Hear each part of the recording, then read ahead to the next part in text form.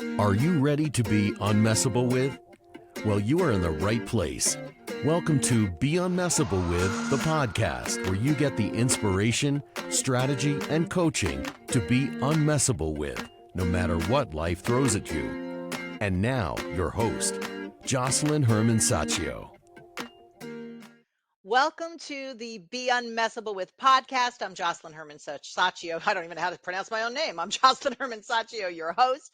And I'm so excited to have my guest today with us, Kristin Weitzel.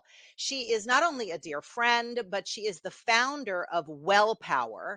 She's a health and high performance maven. So she's speaking my language, right? She's a nutrition specialist, which I am not, a certified fitness trainer, and she's a leader in the whole breath work and cold exposure space in the world, which is, taking over by storm in the wellness world. Her Sherpa breath and cold instructor training program has trained over 185 healers and coaches using the transformative power of breath work and ice plunges. And you'll see her wit and her wisdom and her female biohacking experience are shared everywhere. I mean, she's got a podcast called WellPower. She is on international stages, and she has a coaching program called the Warrior Woman Mode, which is part of why I invited her to be on the Be Unmessable With podcast, because it has so many harmonies to it. And her podcast has inspiring guests and real tools that you can apply. And what I love about Kristin, one of the things I love about Kristin is she questions how far the human body can go. She doesn't just stop where it seems obvious. She really helps others realize their capacity for greatness and moves you from comfort to courage. So welcome, welcome, welcome, Kristin. Thank you so much for being here. And I'm so happy you're here. Me too. I want to take you on the road to be my hype woman wherever I go. Well, who knows? I might need a day job once in a while. So there you go. So tell us a little bit about your journey. I mean, we're going to get into, everything that you have to offer in terms of tools for and strategies for people's wellness. But tell us a little bit about your journey and how you even got into all of this. Yeah, for sure. I'll keep it brief just because I think it's also important I want to just add as much value as I can. I think a lot of what I'm working in the space of breathwork and cold exposure is not just the hot button in the world right now, but it's the thing that continues to shine as my peak expression. I predominantly work with females, or have been, but in the last few years with this Sherpa Breath and Cold program, it's everybody who wants to understand their greatest capacity, as you said. And it all started many, many years ago. I was a dancer. I got real curious, real young. I feel so proud of myself for asking hundreds of questions as a kid and then just continuing that, even though sometimes people are like, that's a lot of questions. But I was a dancer. I was watching, I think the crux of it all, or the big moment for me, was I was watching all these women dance real, real young, or girls, I guess at that point. And they were all trying to stay small physically, right? Not eat a lot, stay tiny in their things, a lot of in their costumes, a lot of body dysmorphia. And I was like, I really love dancing and I really want to eat food. I really love food.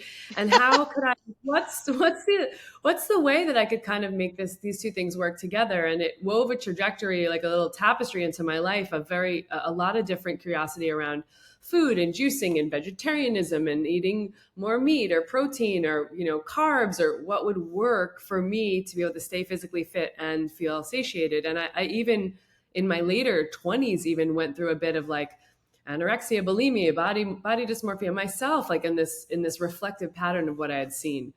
But that whole story, that trajectory of my life is really, it's the crux of the curiosity. It's the beginning of it. I first got trained in, I read a ton of books. I was the weird kid, 18 years old, juicing at I bought a juicer, green juice, and taking it to my grandmother's house. And I just remember being made fun of a bit for it.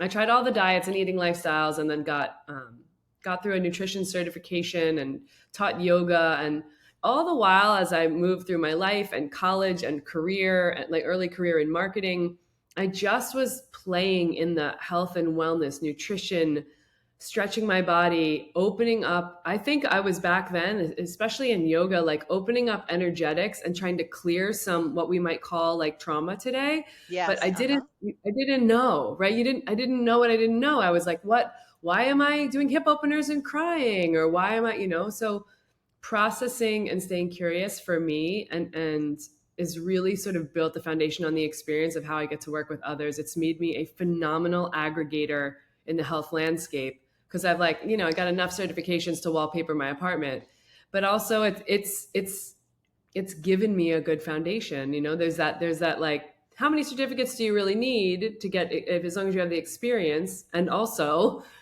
you get the experience by going and learning from all these great mentors. So I'm so blessed, and you're one of those mentors. So I'm really happy to be on with you.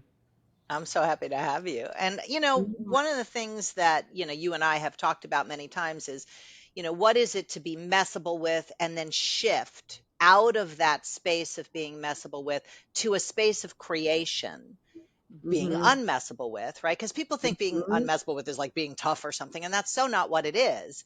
And I wanted to have you share something from your life where you have the experience of being able to rise from the ashes, deal with a circumstance that could have sent you down a tunnel where you would have stayed in that space of being messable with or reactivated or surviving, but you were able to shift it. You were able to transcend being messable with to being unmessable with. So anything you want to share? Yeah, yeah. The biggest thing that comes to mind when you ask that question is there was a point in my life. I had a pretty blessed childhood. I really feel like that, and like big love to my mom and my dad and all of those things. But the point in my life where I was in a about a 10 or 11 year relationship that I thought was going to become marriage, and I was living with this man, and within like 60 days of my father passed away. So I was very close. My dad was my best friend, and my dad passed away. And within 60 days, that 10-year relationship, my partner came to me and said, I don't think I can do this anymore. And it depends on the listenership here, but there's two types of people in this world: someone who's lost a parent and someone who hasn't yet. And it's really a state shifting thing, or it was for me. And Yeah. to have those two things happen, the two pivotal male figures, if you will, or connections in my life fall away within like let's say a 90-day period of time, was it just catapulted me into sort of some of the biggest sadness and grief I've ever experienced, and really needing to learn or say to myself, how do you pull yourself up by your bootstraps and get through Yeah. this?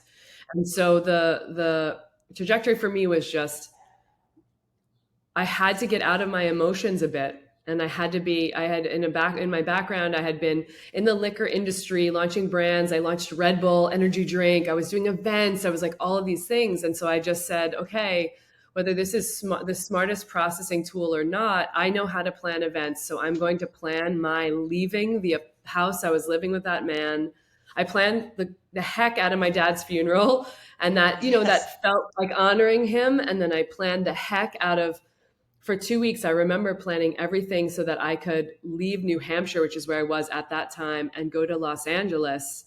And it was like, I just said, you'll deal with the emotional when you get to LA. I had Yeah. some friends there. I knew I could land. And I suggested to myself, go somewhere sunny, because if you're depressed, the sunshine will help. And go somewhere where you know a few people you trust, and go somewhere where you are the opposite side of the country. And I went to LA and I landed in an apartment. And when I landed there, the beautiful work that I had done to not only honor my father was still like held in my heart, but the work I had done to event plan the move was like, I landed on the couch. I came home, I landed the first day.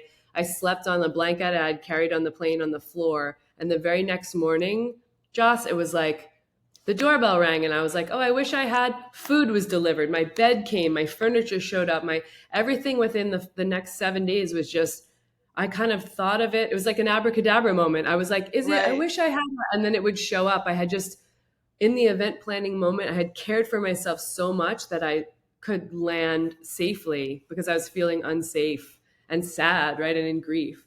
And so I cut my work schedule down in half, and I had a big talk with myself in the mirror. And this is like what you've given me a lot of guidance on in other heartbreak in my life is the pattern interrupt, right? It was like, I'm going to look in the mirror. I have two choices here. I can stay on the couch all day and cry, or I can give myself the gift of crying and doing the things. Again, unmessable with doesn't mean that you're hard Not edged. feeling. There's Yeah. plenty of softness and feeling. I was so in my feels. And I said, I could have two choices, especially coming out of like the world of alcohol and branding and partying in the earlier career I had before health and well-being. I was like, I have two choices. I could just like start going to the bar, meeting my friends out at the bar, or I can just go find every fitness class, every wellness thing, anything that I can just be motivated enough to get out of the house with a side ponytail. I never worried about what I looked like. And I went and started taking classes one, sometimes two times a day, and gave myself the grace to put on a good, face and be grounded and listening actively to my clients with the half-time client work I was doing at the time. And then I also gave myself the grace to like get a pint of Ben and Jerry's and watch rom-coms and sad movies. I watched so many movies that year to help just heal my heart, like feel good sports movies and rom-coms and really formulaic stuff. And so I put together, unbeknownst to me, even as I'm talking about it now, this buffet of self-care and coping and still showing up for other people so that I could navigate listen, I was healthy, but everything in my heart and my body and my mind was broken because I was my heart was broken in so many places. But all those little nuggets along the way sort of it was like the crumbs that led me back to myself. And it took 8 months or something. And every time I say it took this much, I think, oh, well, you still got work to do. But it took a long time for me It's to a feel. mountain with no top for sure. Yeah. Yeah. But I love But what you're saying, that was great. what you're saying that's so usable for people, you know what I mean, and actionable is, and this is what I'm hearing from what you're saying is, okay, this stuff happened. It's tragic, it's sad, it's, grief inducing. And instead of giving yourself the leeway to just not wallow in it, because I'm not trying to minimize what you went through, God knows, it's more like to hang out in that space.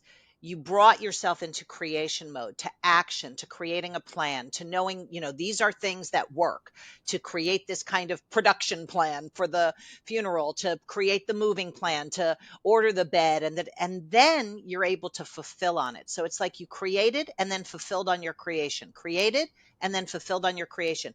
That is one of the biggest things that keeps people out of reaction mode, is Mm-hmm.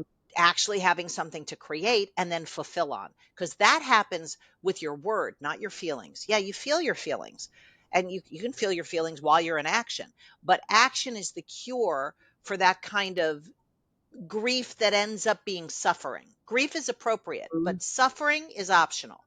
And suffering happens when people hang out in their grief just a little too long.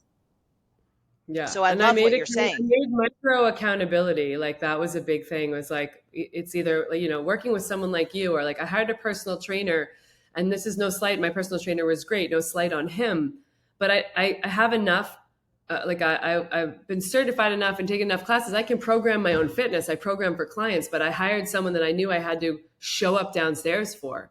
And there were Mm, times that I would like be on the rower and in the middle of it, just have like a big crying emotional thing. There were definitely, although most of the 99% of the time I worked out with him and was like high five, there were one or two times I distinctly remember that he was like, hey, let's just sit and have a conversation, maybe we're like rolling out on the foam rollers and stuff, but like, because he knew my story and he knew what was yeah. going on. And so the other piece of accountability for people that is, I think, a one other point of this is, when you choose to take action, there are many, many things that are the small steps towards the greater action. You just talked about this in an email that really resonated with me, right? It's like, I want to be president of the United States. Well, you got to break that down into snackable size stuff.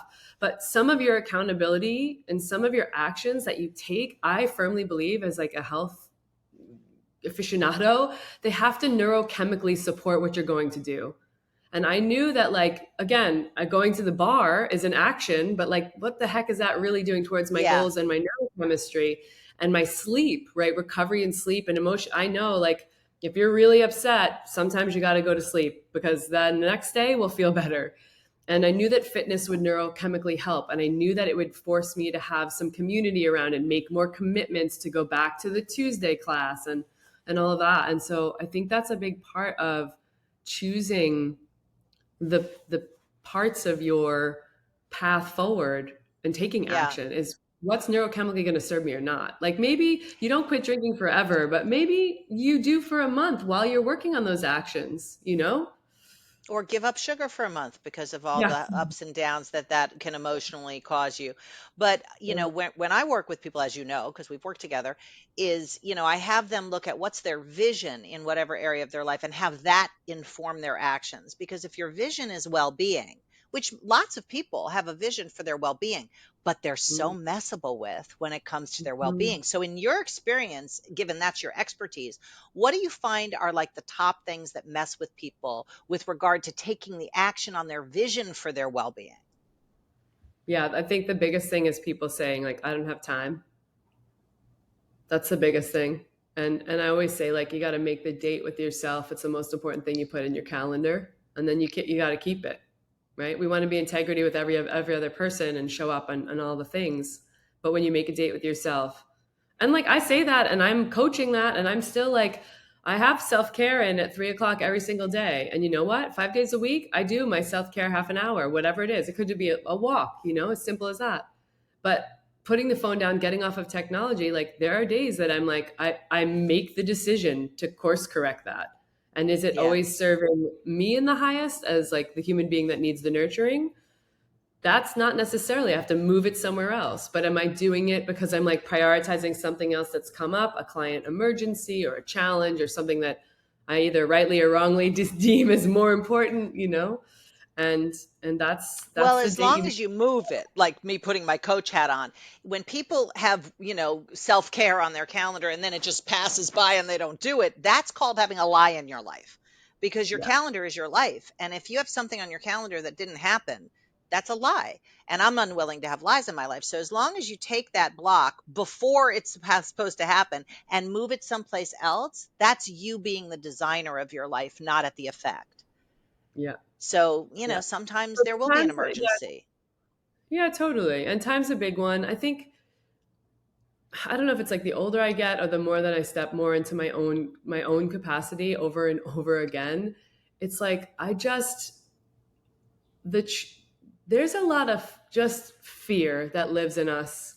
And I'm not quite sure. It's like this I'll get the adage wrong, but it's like, what are you more scared of, right? It's like, are you really more scared of the failure or the success, right? Mm. What if you did the thing that was a simple consistency every single day? What does the 6 months from now version of you look like, and the steps that you take to get there? What does putting the word hard, this is hard, down to do, and understand that what it's doing, it's giving you the gift of like more life, more ability, more time with your kids, more mobility, more feeling fucking epic about yourself, Yes, right? Like that's exactly. invaluable. It's really invaluable. Yeah, you And so can't put a price on it. yeah, I think I want to call that fear, because I think at its root, that's what it is. And that's why coaches are important, because someone who can be like, yeah, we don't have to be afraid of this. Someone can also offer many people who come to me the ability to give themselves some grace, because if they're not being afraid, then they're being really hard on themselves, and they've Mm. already beat themselves up in the mirror about the way they look, or that they skipped something, or they're late, or they're whatever. So those are the Yeah, big no, ones. that kind of grace is it's a good space to stand in and come from because it is from that creation world versus a reaction like making yourself wrong about, eating whatever or not eating or Mhm. drinking or not working out or working out, whatever it is.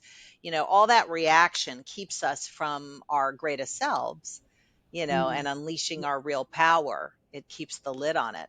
So what are some things that, like, if you were going to give people, well, this is what I rely on to be resilient. I love, I don't want to make you talk too much about it, but that you just took this whole adventure and gave up your apartment and lived in a van and traveled Yeah. around. I mean, like that to me, I'm just like, you're my hero. I bow down to you. Not that I would ever do that, but I'm happy someone is doing that. What was that like? Like what messed with you with that? And how did you get resilient enough to make it through and have it be lemons to lemonade? Yeah, like this thing. So for anyone who's listening, I decided about 7 months ago now to sell all my things and move into a van. And the goal was 11 months because that's how long I had the van rented for, just about a year. And in the freeze in Texas, the water pump froze and it's like backlogged 2 or 3 months for repair. And so I finally just said, okay, at 6 months, I'm done. I'm going to go back into an apartment. It just was too much. But let me tell you the things that were interesting. From a Messablewith standpoint, there's a deep, deep part of me that's like, can't someone else just fix this thing for me? There's like a deep part of me that had doesn't want to ask for the help, but wants it to magically appear. And I didn't really fully understand that about myself until I was in the van, and you have to do everything. I mean, it's different than a home. You got windshield time. I was driving every 2 to 3 days, 6 to 8 hours at least. And I crossed the country 2.5 times in 6 months. It's a lot of windshield time. Looking back, I could say I overplanned the workshops I was doing and not enough. I just thought I'd drive at night. It'd be no big deal, but it's really taxing on your body. But I learned about me, some of the things, and that one specific point, you got to do you got to fill the 40-gallon water tank and the gas, and you got to go get this like engine fluid. And I'm like, I'm a lady trucker. I like tried to really turn the light of joy onto some of these things, and the light of, again, getting curious and saying what I say to my clients. I had to do a lot of this, like, well, what would you tell your client right now? It's like, this is not a hardship. This is not a challenge. This is an adventure. You're getting to learn how to like pump the water and fill the tank and fix the gas and deal with a flat in this huge 19-foot van. Some people would say that's small, but it was big for me. And I really had to become so self-reliant and not Yeah. look at things as strife and struggle and suffering and, oh, woe is me. I had to be like, or I got to. I was like, okay, cool. And then the first time I fill the water tank, I'm like messing it all up, and I'm like, oh, this is so frustrating. And it takes me an hour and 10 minutes at the station. But there's a first time for everything, right? Mozart's first piece probably sucked, but we don't know that. Because, We'll never know. Mozart. Yeah, we'll never Although know. Barry Manilow's first song was exquisite and is still my favorite Barry Manilow song. So. I love it. Well, yeah. So it really, it forced me to step into even more understanding of my capacity. It also gave me this reflection with all the ice plunging I've been doing and with people, this practical application of the breath work and the cold being a tool to navigate stress.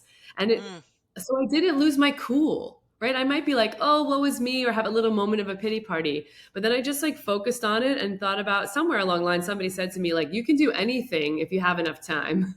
And so it was like, okay, how much time can I put in the window right now to go and do this thing and figure it out? And look, some mornings in van life, I woke up next to the Mackenzie River in Oregon, and in my undies swam in it and washed my hair and whatever, and just was like cold, beautiful nature.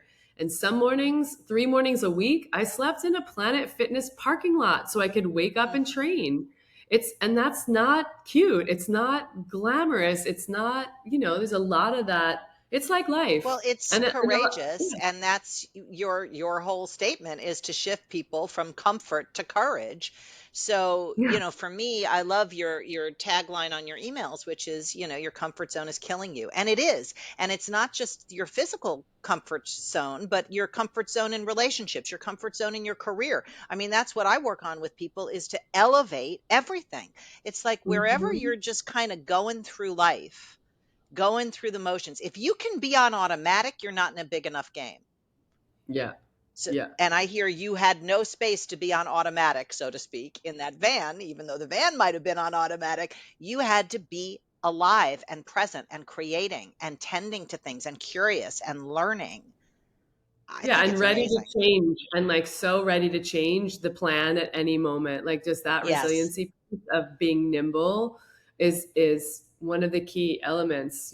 Sometimes you got to grind some hours out. Sometimes you have to be like, okay, the tire's flat. I'm not going anywhere. Kicking and screaming about this isn't going to help me. I need to wait till the shop opens in the morning. And that's really demonstrable with a car, right? But sometimes people in life, they hit a pivot moment like that and they go, no, no, no, this should be happening different. It's like, no, this is what's happening. So the ability to be with what's happening and deal with it, not from it should be a different way, but how it is very powerful from what you're saying. Oh yeah, it was like choose vanilla, but I want chocolate, but choose vanilla. And I make the joke that on my website, I put your comfort zone is killing you, and I say from comfort to courage. It's really something I did sort of at the beginning of that year, and I was like, oh, you tell the universe. This is words are powerful. You tell the universe that this is what you're going to lead in, and the universe is like, okay, well, we need to make sure you really understand what that means, right? And it gives you all these gifts of challenges and breaking me out of a lot of my comfort zone and the things I've had to plan and do and the way I've had to pivot and be nice to myself. That's the hard Yes, part, challenge part for that me. kindness, that Yeah. grace. Yeah. Yeah. So, Yeah. what's something that our listeners could do? When you said about breathing and cold, being able to combat stress, because everybody's stressed these days. It doesn't really matter if you're an entrepreneur or a mother or, whatever, you Yeah. are stressed because the environment is giving you things to be stressed about. Turn on the news for 5 minutes and forget it, right? So, Totally. tell us some things that people could actually do, actionable access to de stressing. Yeah, for sure. I think the breath is the first piece. Breath and cold in this vertical I work so much in now. It's really a hand in glove because you don't have one without the other. But I think it's the low hanging fruit that people are like, I'm already breathing. Like, Kristin, don't tell me how to breathe. I'm already breathing. I'm already frustrated and stressed and I'm breathing. And the reality is, in that moment that you're telling me all that, you're probably not really breathing well, Mm, right? This is about how we can breathe ourselves into understanding where we're at in the moment, how we can like take our energy down, how we can actionably breathe more through our nose than our mouth in the moments that we feel the most heightened, because our breath controls our nervous system and our nervous system controls our thoughts and our thoughts are our emotions. And so if you just back out of that, you can see that if you intentionally shift the breath, you can shift your emotionality, you can pattern interrupt, you can make change. So I say breathing out of the nose because breathing out of the nose tends to bring you into your lower lobes of your lungs. It gives you more oxygenation. I mean, there's a lot of nerdy science around it that is findable and readable. And a couple of the tracks that I shared with you that you can share with your audience that are free downloads to just get people to ride the wave of taking 5 minutes or less. It doesn't have to be some 45-minute journey where you're right. weeping and throwing yourself on a blanket. It just 2 minutes, 5 minutes, change your state, go to the ladies room at the office, go to the water cooler and pretend to get a thing of water while you just take a few breaths for yourself and realize that you can down regulate or even out the system. And that becomes really, that breath pattern and then becomes really applicable when you induce stress intentionally and then you breathe through it to prove to yourself you can get the win. I love that. And I love that it's 2 to 5 minutes because so many things about time mess with people. And it's like, I don't Mm-hmm. have time. You have 2 minutes, you have five Mm-hmm. minutes. And if you don't, then you need way more than some coaching on your breathing, Yeah. because that's just an absurd life, right? For you to be at the effect of your calendar like that. So carving it out is like a sense of honoring yourself, really putting your self care as a priority, which most of us don't do. Everybody else Yeah. is first. So, if you can start with 2 minutes, it's doable. I love that. And is there anything that you need support in that I can support you with in terms of any place where you have a vision that isn't being realized or something that's messing with you? And it's okay if you say no. I mean, but I'm just wondering if there's anything I can offer you. And I appreciate so much you being here to offer everybody else. Yeah, I mean, it seems to be a theme with me. It's something I'm working out a little bit in some EMDR as well. It's just figuring out. I have a really anxious attachment style in my romantic relationships. It's where I suffer on boundary setting, and it's where I have the most feels that, as you've seen in our past work together, it's like where even with all the tools, it's like one of the best tools you ever gave me was like, go outside and look up at the sky. It's Mm, just the most beautiful pattern interrupt. And for me, as like a biohacker, it gets me out and grounded. Or it thinks so in the van, it would be like quite often the sky would be near water or maybe cold water. And it just changes everything, right? Even the it smell of does. that. Yeah. And I so use that. Yeah. And so for me, that's the grace I'm trying to have the grace I'm having with myself now is how do I open myself to the possibility that I can be in a very balanced state in a romantic relationship and have my needs met and create boundaries that feel appropriate for me, fulfilling to me. So I don't know what there is I mean, there's a Well, let hundred me things offer in you some there. things because yeah, because there's well, I'm going to hear something, right? And given Yeah. my commitment to you, so if I hear you talking about boundaries, and this is like one of my girlfriends is like the queen of boundaries. She's written a book called The Boundary Boss. It's brilliant. Terry Cole, I love her, but I don't believe in boundaries. Okay, so even though I love Terry and I love the work she does, because it keeps you in that mode of reaction. So it's Hmm. all about fixing something where you got hurt or keeping people at a certain distance so that you don't get hurt. That's pretty much the purpose of boundaries, right? So, and again, I'm not saying, if you're beaten and if you're, like you should obviously create structures that support you in staying safe.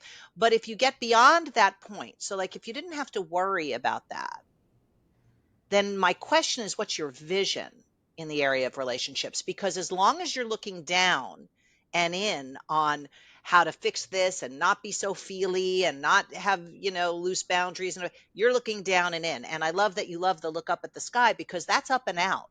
And that's where vision lives. And until you can create a vision that will lift you versus a boundary that will keep you, Mm, you'll be limited in the area of romance. yeah. Yeah. So And is there it's anything you been on see? my, yeah. I see this. I see like there's some resistance that's lived in me around this, but I was just speaking with I had a keynote speaker at one of my breath and cold level 2 instructor events. His name is Dean Hall. He's a deer, 2 types of cancer, swam 187 miles up the Willamette River, came out of the water and was like, got his blood tested. And they're like, we don't know what happened. The lymphoma's gone. Oh my I'm God. just, he's really about earthing and Miracles. being in nature and swimming and yeah, and fearless, and said, I'm going to die. I'm going to die. I'm going to do everything that's joyful if I'm going to die. And that changed him. Right. And he's living proof. But he talks a lot about making the list and not having any compromises, like the vision of the list of the perfect partner. And that he uses that with clients. And, I think, well, I know what my list is, which is a little like bratty, right? I know what my list is, but it's like, have I really, like, I've 2 or 3 years ago, maybe I wrote a list that was like, this is what I'm willing to have. And it really needs to be like, this is the partner that I'm wanting to call in. And here are all the things, because you might as well ask, right? The universe is listening. And so that's what that brings up for me is like, it's a strong reminder for me to really get to task in the doing of doing that, Yeah, which is and I like an would make honest. the list. Well, it's interesting because I had a list when I met my husband. He did not fit my list. He was I was like, first of all, you're too skinny, you're too young, you need a sandwich immediately. Like I was like, what who is this guy? I mean he was cute, but he's so skinny. I was like, oh my God. So when I say a vision, normally you could think of like those qualities and stuff, but go one step, make the list, but go a step beyond. What do you really want, like from a spatial perspective in the area of romance? What, is it partnership? Is it freedom? Is it love? Is it, I mean, it doesn't have to be complex, it doesn't have to be a thesis on something. It's like 2 or 3 words, maybe even one Mhm. word that captures the essence of the experience of the relationship. And I would start there because people get focused on the vehicle, not the vision. So Mm. if I had been focused on the vehicle, I never would have married Michael, and we're together 30 years this year. Yeah. So, and have had 5 fights, right? Which were all my fault, kind of. I'll stick with that. But the point being that the vehicle is one way to get someplace, but the point is where you're going. So what's the Mm. vision for your relationship? And then lots of vehicles will show up, let's put it that way, Yeah. and you can test them out and see what fits, so to speak. Yeah. But that's where I would start with you. That's where I put you on a path to looking at what's the space you want. Mm-hmm. Yeah. Does that Yeah. support you in any way? Yeah, totally. It's really about a space of softness, especially for an alpha female that everywhere else in her life, it's like full on, yeah, intensity. It's about ease Yeah, and softness. So that's a great directional, perfect. yeah, Yeah, coaching. Thank ease you. and softness, and then have that be the color of the lens versus the list of qualities. Hmm. So have that lens and see what shows up because, once you create it, as you said, abracadabra, with your word, you create, things start to show up. Mm-hmm. Yeah. Yeah. I love So it. I love beautiful. it. Yeah. Is there anything you want to offer our listeners? I mean, I'll have all your links in the show notes, obviously, but if there's anything specific, like anything, you're welcome to talk about it right Yeah, now. I think the one thing I want to mention to people, because I think we're seeing a lot of this, like people throwing themselves into cold water and ice baths and sensationalism that's happening across the landscape of Instagram and whatnot. And all of that is beautiful. It's not to slight any of those people, but I think some of it can look pretty intense, pretty like there's like some Norwegian guy who like jumps off a cliff with a big axe into a big ice hole of frozen water, and it's like it doesn't have to be that. And a lot of competitiveness going on around like 10 minutes and it's 37 degrees. And I think just to remind people that there is a similar mirroring to the looking up at the sky piece that happens in the cold water, whether that be a cold shower or an ice bath at your friends or a river or your swimming pool in the winter in the backyard, that as long as you're doing it safely and you are applying some calm as you test the waters, pun intended, to where it might be cold, that you are applying a small dose of stress. And this happens when we go and lift heavy things in the gym. You can use that if the cold feels like too much. And this happens when we work to calm our state in the middle of a hectic work meeting and we actually can do it. We are in a dose of stress that we are recognizing, we are aware of, and then we are functionally moving in action to shift ourselves out of it or to practice shifting ourselves out of it. Mm, So as the continuation of life comes, because shit's not going to stop hitting the fan, as the continuation of life comes, that we have these tools. So one thing I would just share with people is find a little bit of that poison, right? It's in the dose, and yeah. so a little cold shower or lifting some heavier things or moving your body in a way that is regulating it in moments of stress is going to give you more preparation for the rest of the game of life. I love it. I love it. Yeah. Excellent. Anything Yeah. else you want to say before I just thank you? I know. I just want to say I love you, and I'm so glad we had this time together. And thanks as always for sharing with me. Just pivotal things for me to hold on to, so I can move in action. Yeah, well, I love you too, and I'm so thankful that you are here on my podcast, which I can't even believe I'm Yeah, saying, my podcast, it's but I great. really appreciate our partnership and our relationship. It's unique, it's special, and I, consider you one of my trusted allies. So thank you so much for spending your time here with us and giving us something to walk away with. When you're talking, I realize, my best days start with a walk in the cold by the water. I Mm. love the cold. It's like there's something about it. The sun, the cold. I'm a happy person. So I get it now that you're talking about how it works with your brain. I totally understand now why I love Yeah, that. So thank you so invigorating much. neurochemistry. Yeah, killer. Great advice. Thank you so Yeah, much for having me, Jess. absolutely. Thank you. Thank you so much for joining us in this episode of Be Unmessable with the podcast. And I am so happy that you spent some time with us. And I want to make sure that every time you spend time with us, you get value. So I want to offer you a free workshop on resilience and unmessable withness.